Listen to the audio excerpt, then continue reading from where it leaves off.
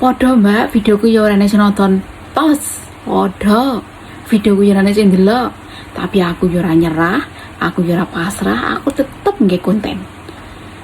Lek seneng ya sawangen deloken, ora seneng skipen. Penak lho urip iki.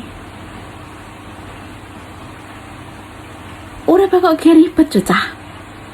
Santai wae, jalani apa eneke. Sing penting ikhlas, insya Allah berkah. Tapi lah awake dhewe selalu mengharap sesuatu. Kena awake dhewe ora ditenekan ki loro atine awake dhewe ki loro. Dadi aja sekali-sekali ki mengharapkan sesuatu saka wong. Lakoni ayo apa eneke.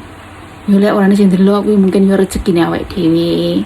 Tapi lek sing delok yo disyukuri, alhamdulillah. Wis ngono lho sing mikir iki.